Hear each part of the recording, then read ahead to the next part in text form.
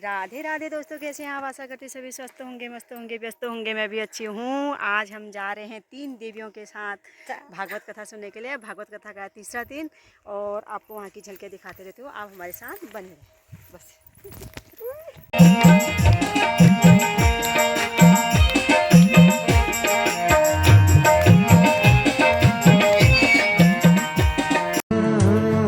भालू लग दो बनुली तेरू मठू मठू टणु है। भालू लग दो मोहना तेरू हसी हसी मचाणु है। भालू लग दो हेटणु अतर हेरण पथर हर कण फर कणु है। भालू लग दो सरग तारा जुन्याली रात को सुना लो, होए होए को सुना लो तेरी मेरी बात। सरग तारा जुन्या। हेलो, नमस्कार, सादर प्रणाम। पहला आप सभी को हमारे यहाँ भागवत का तीसरा दिवस चल रहा है सिरकोट में। आप लोग सब आमंत्रित हैं। प्लीज़ आप लोग सब कथा सुनने के लिए आ जाइएगा। नमस्कार।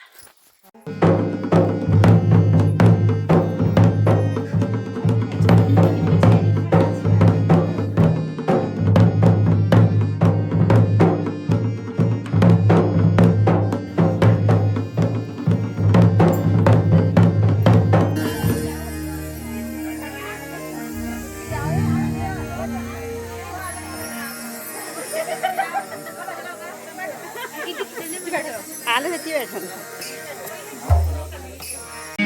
शरण में आके मैं धन्य हो गया। जन्मों की प्यास थी जो, जन्मों की प्यास थी जो, मैं संपन्न हो गया।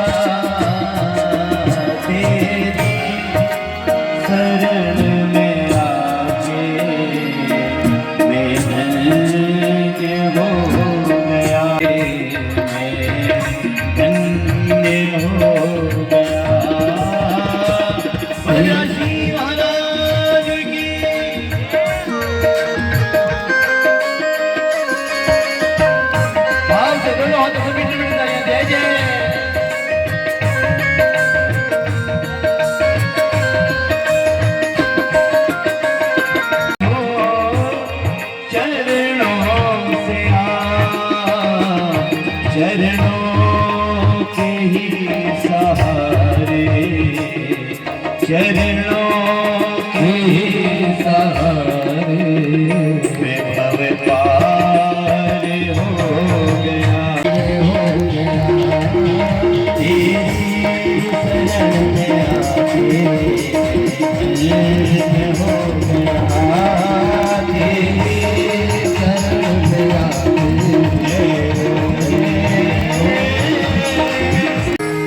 नारायण नारायण जय नारायण नारायण जय नारायण नारायण जय नारायण नारायण।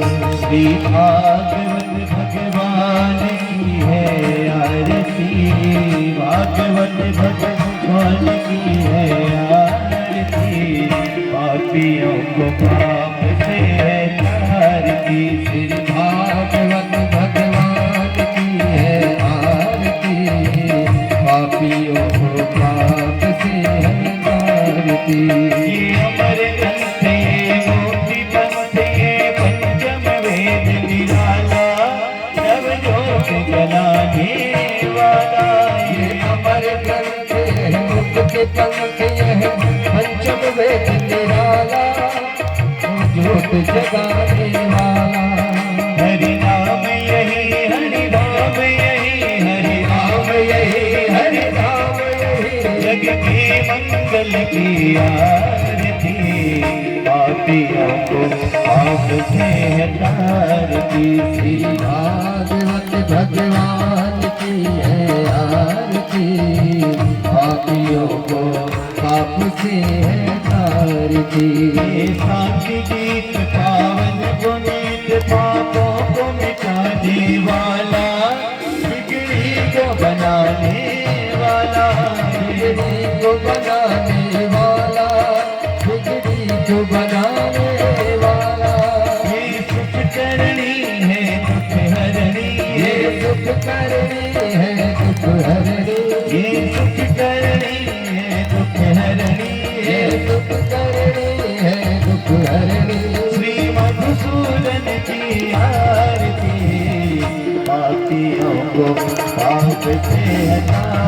श्री भागवत भगवान की है आरती, पापियों को पाप से है तारती। नारायण नारायण जय नारायण नारायण जय नारायण नारायण। प्रतिमूर्ति श्रीमद् भागवत महापुराण ज्ञान यज्ञ का आज तृतीय दिवस शुभारंभ होने जा रहा है। सदघन चिदघन आनंद घन स्वरूप परमात्मा के चरणों में कोटि कोटि नमन करते हुए, समस्त भू देवताओं के चरणों में कोटि कोटि नमन करते हुए, स्थान देवता के चरणों में कोटि कोटि नमन करते हुए, आप सभी श्रोताओं के चरणों में वंदन करते हुए आइए भागवत जी में प्रवेश करने से पहले अपने मन और वाणी को पवित्र करते हुए भागवत जी में प्रवेश करते हैं। हमारो धन राधा श्री राधा श्री राधा, हमारो धन राधा श्री राधा श्री राधा, हमारो धन राधा श्री राधा श्री राधा, हमारो धन राधा श्री राधा श्री राधा, हमारो धन राधा राधा राधा राधा राधा, हमारो धन राधा राधा राधा राधा, हमारो धन राधा श्री राधा श्री राधा, हमारो धन राधा श्री राधा श्री राधा, हमारो धन राधा श्री राधा श्री राधा। हमारो धन राधा श्री राधा श्री राधा। हम हमारे पास में आई है और हम गंगा मैया में स्नान न करें, पान न करें, दर्शन न करें तो उसका अभागा कौन है? स्वयं जीव। ये तो हम आप बड़े भाग्यशाली हैं जो श्री खष्टी देवी जी ने इतना बड़ा आयोजन कराया है, हाँ? ये इन्हीं की कृपा से है। हम आप लोग यहाँ पर बैठे हैं तो इन्हीं की कृपा से हम यहाँ बैठे हैं जो आज इन्होंने ये आयोजन कराया है। तो हम सब आप माता जी के ऊपर भगवान से यही प्रार्थना करेंगे कि इनकी और आयु और लंबी हो जाए, क्यों और जिए, ताकि हम लोगों को एक प्रेरणा तो दे रहे हैं।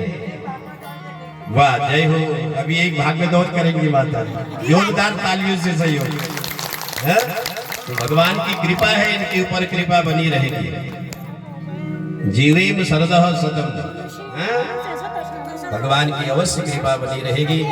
अस्तु चलते हैं। कल की कथा में आपने श्रवण किया, पांडवों की कथा श्रवण करी। पांचों पांडव राजा परीक्षित को राजगद्दी सौंप करके स्वर्गारोहण की ओर चल दिए। समस्त पांडव एक एक करके अपने पांच भौतिक शरीर को पंच तत्वों में विलीन कर दिया और युधिष्ठिर जी महाराज सशरीर धर्म के साथ में स्वर्ग में पधारे और इधर राजा परीक्षित को राजगद्दी मिली। और जब राजा परीक्षित को राजगद्दी मिली तो राजा परीक्षित ने बड़े भाव से श्रद्धा से अपने राज्य को संभाला। राजा परीक्षित ऐसे धर्मात्मा राजा हैं कि जिनके राज्य में कोई रात्रि में भूखा नहीं सोता है, कोई घरों में ताला नहीं लगाता है। ऐसे धर्मात्मा राजा है परीक्षित। जहां भी जाते हैं अपने पूर्वजों की प्रशंसा को सुनते हैं कि हमारे पूर्वज ऐसे पराक्रमी थे, बलशाली थे, बड़े गदगद होते थे। तो एक दिन राजा परीक्षित ने क्या किया, अपने पूर्वजों के खजाने में जाकर के देखा तो राजा परीक्षित को एक सोने का मुकुट मिला। और ये सोने का मुकुट था कंस का ससुर है जरासंध, ये जरासंध का मुकुट था। तो राजा परीक्षित उस सोने के मुकुट को पहन करके आखेट खेलने के लिए जंगल में चले गए। और जब जंगल में गए तो जंगल में राजा परीक्षित को मार्ग में क्या मिला, एक गाय माता और एक बैल। देखो ध्यान देना, गाय माता बैल को देख करके रो रही है और बैल के 3 पैर नहीं है, 1 पैर है, 1 पैर पे खड़ा है और बैल कह रहा है माँ तू मुझे देख करके रो रही है कि मेरे 3 पैर नहीं है। बोले ये मेरे कर्मों का ही प्रभाव है, जो आज मेरे पास 3 पैर नहीं है, मैं 1 पैर पे खड़ा हूं, ये मेरे कर्मों का ही प्रभाव है। क्योंकि ये भारतवर्ष की विशेषता है कि ये भारतवर्ष में जो जैसा कर्म करता है उसी कर्म के माध्यम से उसको जीवन में फल भी प्राप्त होते हैं। कर्म में प्रधान ईश्वर चिरागा, जो जस करहि सो तस फल जागा। और गाय माता से कहा आप धरणी हैं, धरणी यानी पृथ्वी। गाय माता कौन है? पृथ्वी है। और जैसे जैसे इस धरती पे धर्म के कार्य होते रहते हैं, धर्म की ध्वजा लहराती रहती है, तो कामधेनु गाय अपने समस्त रत्नों को बिखेर देती है। फिर समय पे बरसात भी होती है, हमें अन्न भी प्राप्त होता है। और जैसे जैसे इस धरती पे धर्म की ध्वजा पे, धर्म पे कुठाराघात होने लग जाता है, तो गाय माता अपने रत्नों को अपने अंदर छुपा लेती है। फिर अकाल पड़ने लग जाता है, दुर्भिक्ष पड़ने लग जाता है, फिर कोरोना जैसी बीमारी आने लग जाती है। तो धर्म क्या है? सतयुग में धर्म के 4 पैर थे। सतयुग में धर्म के कितने पैर थे? 4। सत्य, दया, दान और तप। और जैसे जैसे युग आज बदलते गए वैसे वैसे धर्म के पैर भी समाप्त होते गए। त्रेता आया, 1 पैर कम हो गया, द्वापर आया, फिर 1 पैर कम हो गया, कलयुग आया, फिर 1 पैर कम हो गया। तो इसलिए धर्म कलयुग में 1 पैर पे खड़ा है और कलयुग नहीं चाहता है कि धर्म आगे बढ़े। कलयुग धर्म की टांग को खींचते रहता है, धर्म को आगे बढ़ने ही नहीं देता। तो राजा परीक्षित ने कहा मेरे राज्य में कोई भूखा नहीं रहता है, कोई किसी को कष्ट नहीं देता है, पर तुम्हारे पीछे ऐसा कौन सा धूर्त पड़ा है जो तुम्हें कष्ट दे रहा है? तुम्हारा इस कलिकाल में भी जिसके जीवन में धर्म के 4 चरण पल रहे हैं, सत्य, दया, दान और तप, तो उसके लिए ये कलयुग क्या है? सतयुग ही है। मालूम होते हैं कि आज स्वयं मुझे दर्शन देने के लिए आ गया। और सभी संतों के चरणों में प्रणाम करके राजा परीक्षित बैठ गए और बैठ करके जैसे ही संतों के साथ में चर्चा कर ही रहे थे कि महाराज मेरे पास में केवल 7 ही दिन है, मुझे क्या करना चाहिए, कौन सा यज्ञ करूं, कौन सा अनुष्ठान करूं, कौन सा जप करूं। तो इतने में चर्चा करते हुए उन संतों की मंडली में सुखदेव भगवान प्रकट हो गए। बोलिए सुखदेव भगवान की जय। तत्र लंबे लंबे केस है, लंबी लंबी भुजाएं हैं। तो सभी संतों ने राजा परीक्षित के कहा राजन ये सुखदेव है। तत्रा भगवद भगवान व्यासपुत्रो बभूव। मानो आज भगवान ही व्यासपुत्र सुखदेव बन करके प्रकट होकर के आया। राजन भगवान की कृपा कब कहां किसके ऊपर हो जाए कोई पता नहीं। भगवान केवल हमारे भाव के भूखे हैं, प्रेम के भूखे हैं। व्यादस्या इनके ऊपर जो कृपा है ये भगवान की ही कृपा है जो ये जी रहे हैं और दूसरे तीसरे दिन भोजन करते हैं। हाँ? तो ये भक्ति का ही प्रभाव है। और दूसरी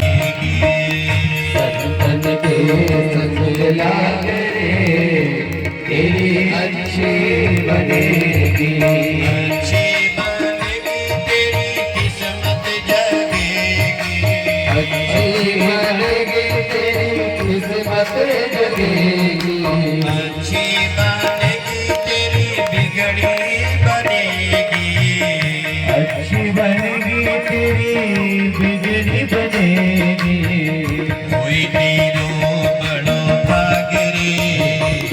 तेरी अच्छी बनेगी। राधा रमण हरि बोल, जय जय राधा रमण हरि बोल। हरि बोल हरि बोल हरि बोल, हरि बोल हरि बोल हरि बोल, हरि बोल हरि बोल हरि बोल। पद आप मुझे दे रहे हैं तो कहीं ऐसा न हो कि पद की अभिमान में मैं पतन का कारण न बन जाऊं। तो भगवान कहते हैं ब्रह्मा जी, जो मेरा भजन करता है, कीर्तन करता है, स्मरण करता है, चिंतन करता है, मैं उसकी हृदय में कभी अभिमान आने ही नहीं देता। तो चतुश्लोकी भागवत दिया और ब्रह्मा जी ने भगवान नारायण को प्रणाम किया। भगवान नारायण अंतर्धान हो गए और विधाता ब्रह्मा ने संकल्प मात्र से सृष्टि करी। सबसे पहले सनक, सनंदन, सनातन और सनत कुमार 4 बालकों को जन्म दिया। ब्रह्मा जी को क्रोध आ गया कि आज मेरे ही बालकों ने मेरी आज्ञा का पालन नहीं किया, और ब्रह्मा जी की भृगुटी से शंकर जी का प्राकट्य हुआ। बोलिए शंकर भगवान। भगवान शंकर जी से कहा महाराज सृजन करो, और जैसे भगवान जी ने सृजन किया, शंकर जी ने भूत पिचासों की लाइन लगाई। भूत पिचास, डाकनी, शाकनी, यक्ष, गंधर्व। ब्रह्मा जी ने कहा महाराज बस बस, हमें ऐसी सृष्टि नहीं चाहिए। यहाँ तो भूतों की सृष्टि हो जाएगी, दुनिया में तो रहने लायक नहीं होगा। बोले आप भजन करो, हमें ऐसी सृष्टि नहीं चाहिए। शंकर जी भजन करने के लिए बैठे और उसके पश्चात 10 ऋषि पुत्रों को जन्म दिया और अपनी वाणी से सरस्वती मां का प्राकट्य किया, अपनी छाया से कर्दम ऋषि का प्राकट्य किया, और अपने दक्षिणांग और वामांग से मनु और शत्रुपा का प्राकट्य किया। मनु और शत्रुपा से ही ये मानसिक सृष्टि प्रारंभ हुई है, और इससे पहले जो भी सृष्टि हुई है वो केवल संकल्प मात्र से सृष्टि हुई है। और हम लोग भी क्या है, हम भी मनु की ही संतान हैं।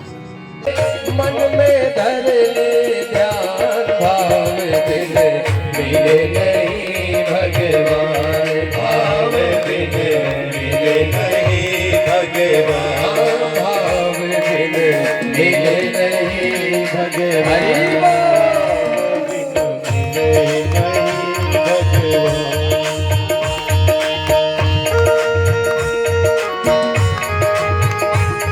द्वारिकाधीश श्री कृष्ण अपने स्वधाम जाते जाते आपको याद करके गए कि जहां भी मेरा विदुर मिले, मेरे विदुर को भागवत धर्म का ज्ञानोपदेश देना। विदुर जी की आंखों में आंसू आ गए। भगवान कितने दयालु हैं, कृपालु हैं। परमात्मा हमारी कुटिया में पधारे, विदुरानी ने केले के छिलके खिला दिए और परमात्मा इसी के ऋणी बन गए। तो चतुर्थ स्कंद की कथा प्रारंभ किया, और जैसी देवहूति मां ने सरोवर में डुबकी लगाई, 1000 कन्याएं प्रकट हो गई। शतानी 10 कन्या है, और उन 1000 कन्याओं ने देवहूति माता को सुंदर उद्बटन लगा करके स्नान किया, सुंदर वस्त्र पहनाए, श्रृंगार किया, आरती करी, चवर डुलाया, और दोनों पति पत्नी उस कामत विमान में बैठ करके अनेक पुरियों में भ्रमण किया। और देवहूति मां ने 9 कन्याओं को जन्म दिया, 9 कन्याओं को। और 9 कन्याओं को जब जन्म दिया तो कर्दम ऋषि सोचने लगे, कर्दम तुम तो पड़ गए चक्कर में। कहा तुम सोच रहे थे कि मेरे घर में बालक आएगा तो मैं घर छोड़ करके जब वन में चले जाऊंगा, यहाँ तो 9 कन्याएं आ गई, बालक तो आया नहीं। कमंडल पकड़ा और देवहूति मां से कहा मैं तो गया जंगल में भजन करने के लिए। देवहूति मां ने चरण पकड़ लिए, महाराज कहाँ जा रहे हैं? बोले ये 9 कन्याएं हैं, कल के दिन अपने ससुराल में चले जाएंगे तो मेरा क्या होगा, कम से कम मेरे बारे में भी सोचा करो। कर्दम ऋषि को याद आया कि भगवान कह रहे थे कि मैं अवश्य पुत्र बन करके आऊंगा, और यदि भगवान घर में आने वाले हैं तो मैं वन में जाकर के क्या करूंगा। और अब की बार 10वें बालक के रूप में साक्षात कपिल भगवान का अवतार हुआ। बोलिए कपिल भगवान की। कबीर भगवान का अवतार हुआ। ब्रह्मा जी अपने 9 ऋषि पुत्रों के साथ में कबीर भगवान के दर्शन करने के लिए आए। आज कर्दम ऋषि ने जब ब्रह्मा जी को देखा, 9 ऋषि पुत्रों को लेकर के आए हैं और ब्रह्मा जी के पास में जाकर के कहा, महाराज यदि आपकी आज्ञा हो हम आपस में संधि बन जाए। आज तेरे पिता ने मेरा अपमान किया, जानते हैं स्वभाव को, यदि मैं इसको ये बात बता दूंगा तो इसको कष्ट होगा, इसके हृदय में दुख होगा, तो ये बात नहीं बता। तो प्रजापति दक्ष ने स्वागत समारोह को संपन्न किया। सभी देवताओं से कहा, भैया आने वाले समय में एक बहुत बड़ा यज्ञ का आयोजन करने जा रहा हूँ। उस यज्ञ में सभी देवताओं का भाग होगा, स्थान होगा, पर इस शंकर का कोई भाग नहीं होगा। सारे देवता अपने अपने धामों में चले गए। प्रजापति दक्ष ने हरिद्वार में कनखल नामक स्थान में एक दिव्य यज्ञ का आयोजन किया। सभी देवताओं को यज्ञ का निमंत्रण पत्र दिया, पर भगवान भोले बाबा को कोई पत्र नहीं। जा पर कृपा राम की होई, ता पर कृपा करे सब कोई। तो आज देवताओं ने भी अपने मुंह को फेर लिया। प्रजापति दक्ष ने अपनी बिटिया की ओर एक बार भी दृष्टि डाल करके नहीं देखा। माता सती को बड़ा अटपटाना, यज्ञ के चारों कोनों में देखा, चारों दिशाओं में दृष्टि डाल करके देखा, सभी देवताओं का भाग है, स्थान है, पर भोले बाबा का कोई स्थान नहीं। ये यज्ञ को विध्वंस कर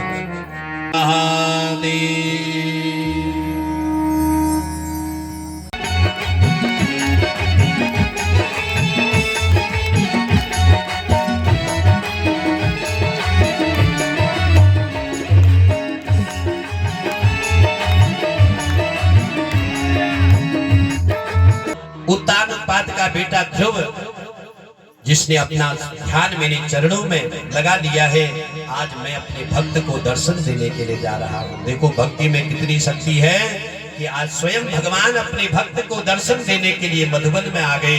त्रिदिक शव श्री राधे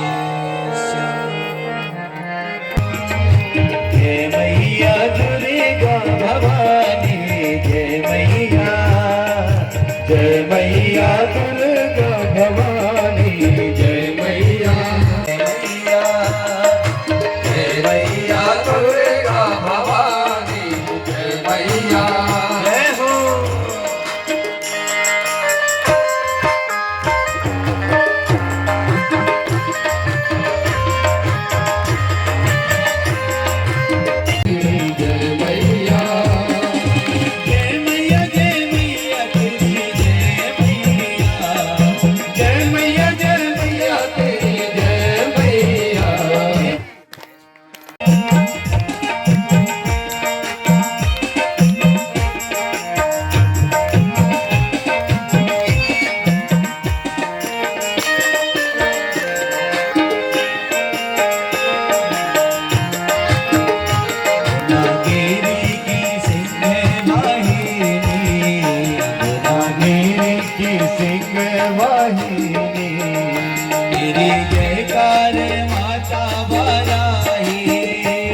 प्रजननं देयस्तु दशवेरकों सर्वगणकों स्वस्ति आत्मशनि प्रजा शनि पशु शनि लोक सन्न भय शनि गृहीं प्रजां बहुलां ने करोत्पन्नं वयो रेतो अस्मात् सुदत्ता।